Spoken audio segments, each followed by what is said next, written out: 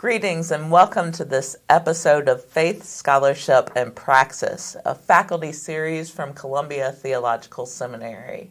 We're so grateful that you are here to join us for this incredible conversation today, and I am joined by Professor Dr. Mark Douglas. Mark, I would love for you to introduce yourself and tell us what you do here at Columbia. Sure. I am the J. Erskine Love Professor of Christian Ethics. I've been here since '99. That makes me an old-timer around here. And among the other things I do, I direct our THM degree, or I'm the lead professor for our THM degree, I should say.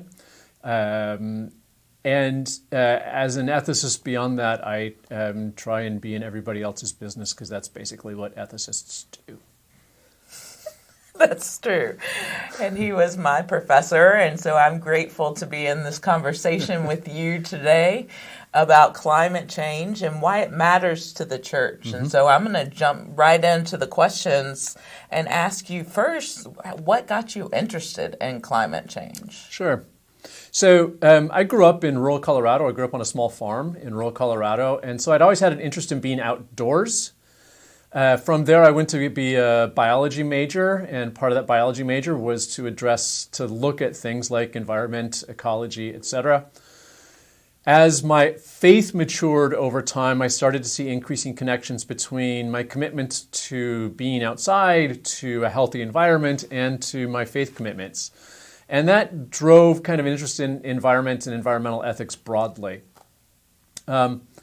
Now, when I started being interested in this stuff, climate change wasn't really an issue. We've known scientifically for 130 years that the production of greenhouse gases on the Earth can lead to an increased temperature. That's been known for centuries at this point, but the impact hadn't really been felt in the 90s. It really was kind of starting in the 2000s that we started to become more conscious of really the potential impact of climate change.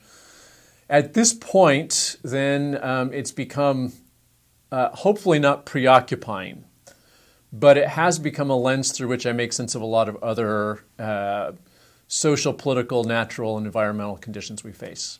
Absolutely. And we're grateful for your research and your study of the topic. And I just wonder then what climate change, what issues the churches should be concerned about in particular. This is a really great and really important question. And let me back up a moment here and make the following claim.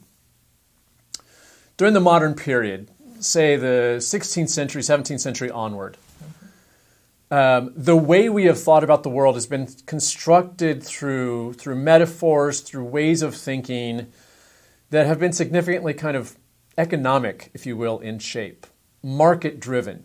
So even things that have nothing to do with economy, we still use economic metaphors. What do we do with time? We spend time. We save time. If you are training to be a doctor and you take a medical ethics class, they ask you to do things like cost-benefit analysis, right?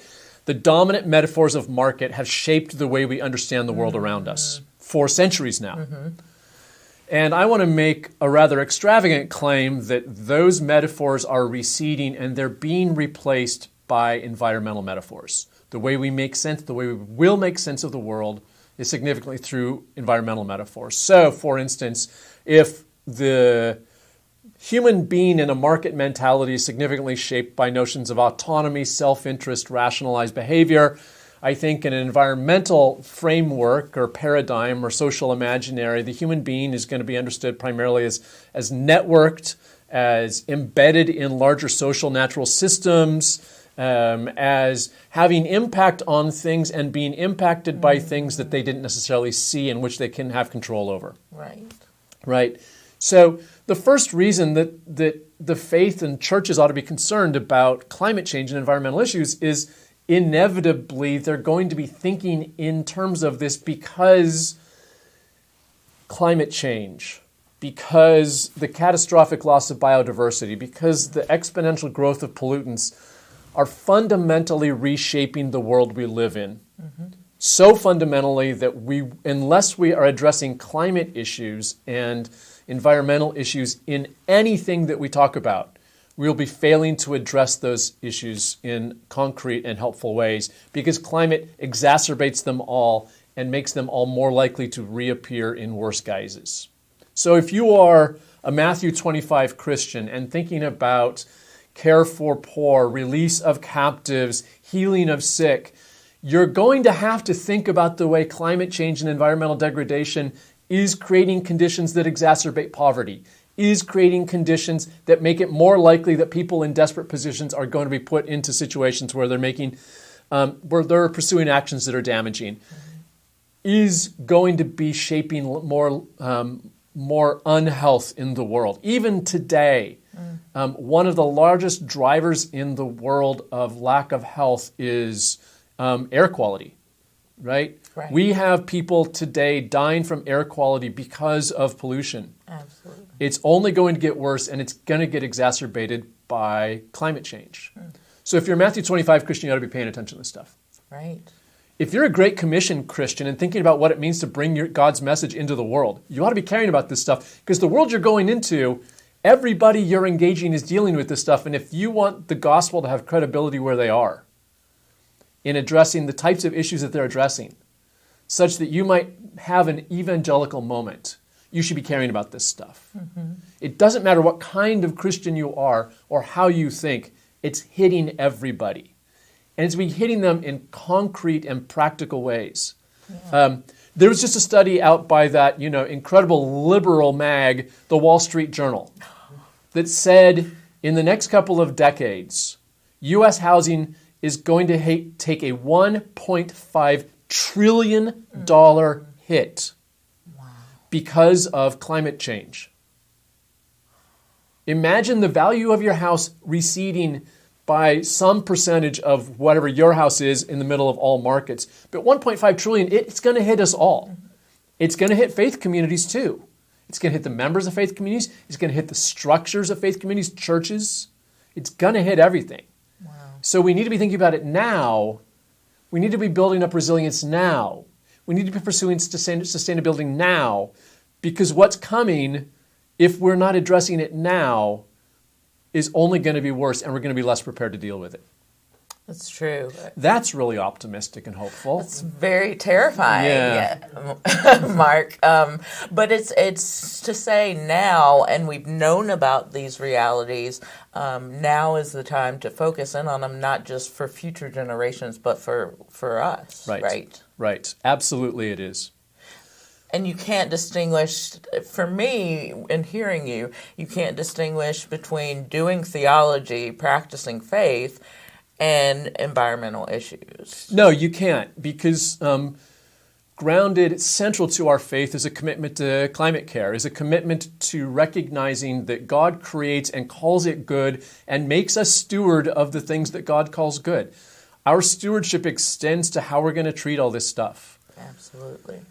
I want to pause for a moment and take us out of the script. Yes. And just note something about my scholarship, because I can imagine that there are people out there who are hearing this and thinking, well, is climate change still an open question? I mean, I hear the politicians talking about climate change as a hoax and this and that. And I want to say, first of all, that when 99.5% of all climate scientists say it's real and the remaining 5% are either agnostic because that's the way they are or funded by fossil fuel companies, scientifically it's the case. But more particularly, I want to say that the work that I do focuses on things like security issues. What makes us more and less secure nationally? War makes us insecure. And I want to say that the U.S. Defense Department has been aware of and deeply concerned about climate change for decades now. Wow. Right? Okay. I want to note that, as I note, the market is aware of and addressing climate change. What are the two fastest growth industries in the U.S. right now in terms of jobs? Solar panel installation, wind turbine technician. This is where growth is. The markets have spoken. The military has spoken. Yeah. So sometimes when I'm out in churches and talking about this stuff and I get the kind of the naysayer, I want to tell them, like, I'm happy to have the debate on the grounds of science if you want. I'm versed in that. But you also need to know that the military's on my side and the market's on my side. And the only people that are on your side are a minority of politically active people who are buying into a narrative that has been funded by people by corporations who do not want you to understand what's going on. So it has to matter for us. And in that, my next question to you is just the church's commitment to environmental issues and sort of how does it serve the larger community? How does it serve them? And you've gotten into this a bit, but do you want to expand on that? Yeah. Sure. And this gets to one of the real complexities of climate change and its impact, and that is that we, as a species and as a culture, are really good at reacting to crisis events. They can be shocking, they can be disturbing, they can throw us off track for a little while, but mostly we recover and figure out how to respond to crisis events. The climate crisis hasn't occurred like that. It's rolling out gradually. It's shaping things over time. But it's doing so in ways that in order to address something that's happening 10 years from now, we need to be answering things now. We needed to be answering things a decade ago. Right? Some of that has to do with the nature of climate change. It has to do with the fact that when carbon emissions make their way into the atmosphere, which they have done, the atmosphere gets this kind of greenhouse effect that leads to more heat being trapped. Well, that heat being trapped with the amount of carbon we have in the atmosphere right now is going to continue to go up, even if we stopped using anything else, because that's the way greenhouses work. If you've ever been in a greenhouse, at night, it doesn't suddenly all of a sudden get cold. Right? It stays hot for a while. In fact, it'll continue to heat up for a little while. So there's that. There's also the effect that as climates change, as the climate changes globally, the impacts are going to kind of redound on themselves. So, for instance, one thing that helps address heat is that we can reflect it back away from us. And the ice caps have been really good at doing that. They're white. As they melt, they get replaced by dark waters that absorb heat rather than reflect it back up. Right? So when we do what we're doing right now, we're actually increasing the rate of climate events. Or we're going to get these feedback loops. Right now, there's a lot of methane, which is an really effective greenhouse gas that's trapped in tundra. If tundra melts, the methane from the tundra gets released, and all of a sudden we have a new greenhouse gas. Now, we'd like to keep it in the tundra, but we can only keep it in the tundra if we can control the temperatures now. But as soon as we can't keep it in the tundra, then we're going to increase again and again. So there is this self-interested reason to be working really hard now, even if we're not seeing the impact now. Because what we do now is going to impact 5, 10, 15, 20, 30 years down the line. Absolutely. And here's, I think, where the church can actually be, one of the places the church can be really helpful. One of the things that the church has long had better than most other institutions in society is a long view. Go back to the Middle Ages. People building cathedrals they knew would not be completed in their lifetime, but out of a commitment to a cause that they recognized was greater than themselves. Are we actually willing to say that Christians in the 21st century are just lousier at being Christians than Christians in the 12th century? Because we're not willing to think long-term?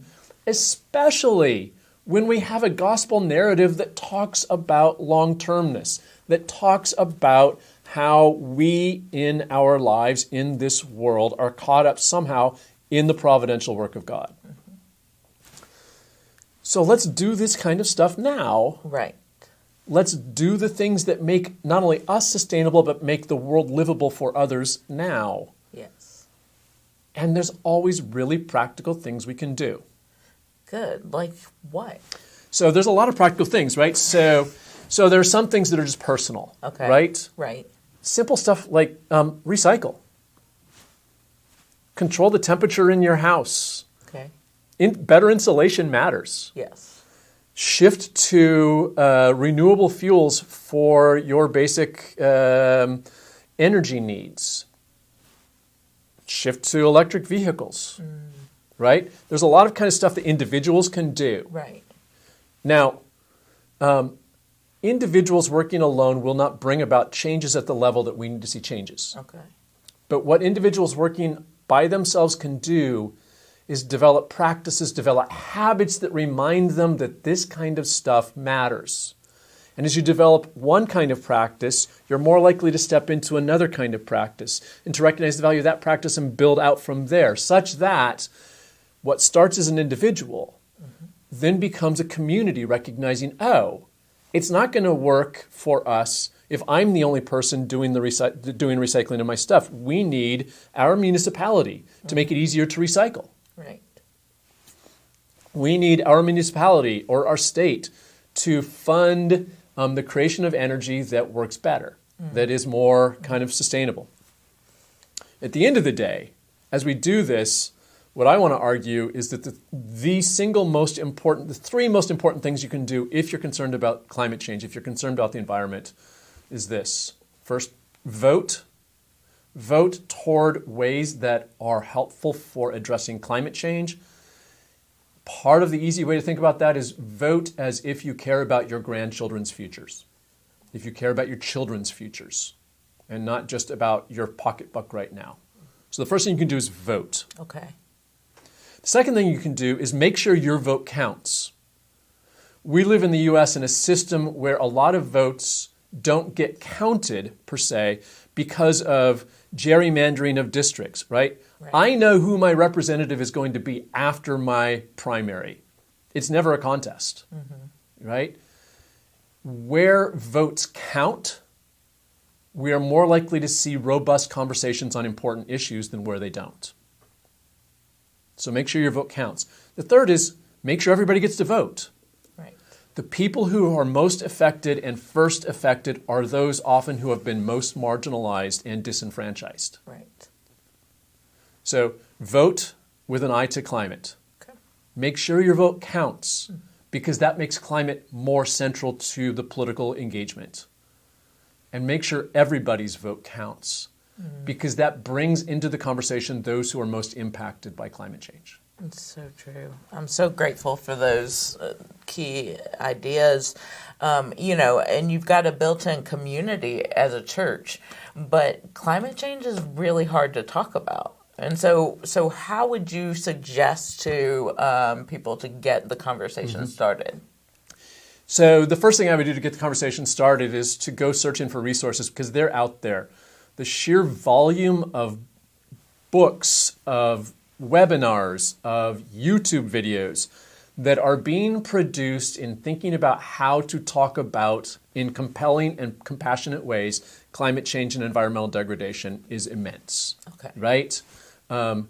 Scientists, climate scientists especially, have become aware, we weren't really good in speaking to the public and we need to change that. And now there are significant kind of social science groups that their primary purpose is to produce stuff that helps people think about it. One of the things they say is don't start with the science. People think of science as what they had to endure in high school when they wanted to, go do something else. Right.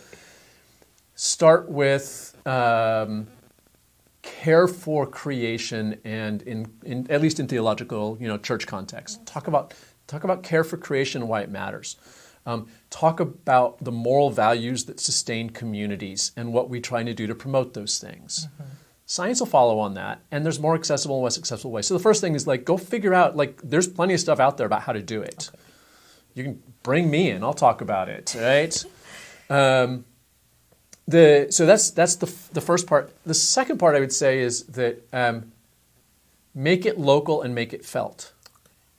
Having a conversation about $1.5 trillion lost in housing value is intimidating, maybe to the point of paralysis. What can we do to affect $1.5 trillion? Right? What can we do to affect a fuel bill by putting in better insulation in our houses? That's local. It's immediate. If you can lower my fuel bill, I ought to have an interest in that. Right.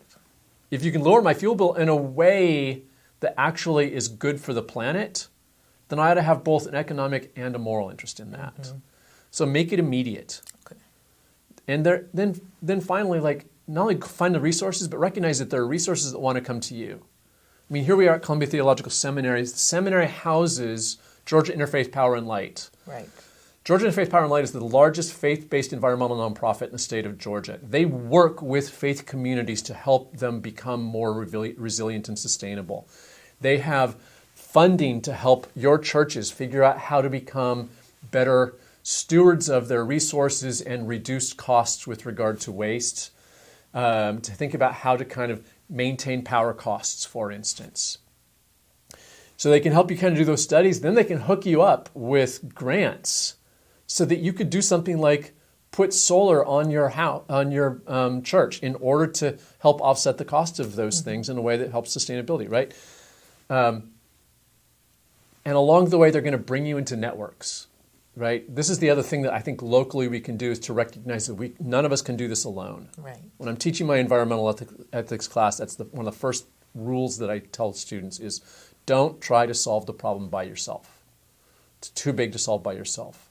Figure out where your networks are. Figure out where your people are.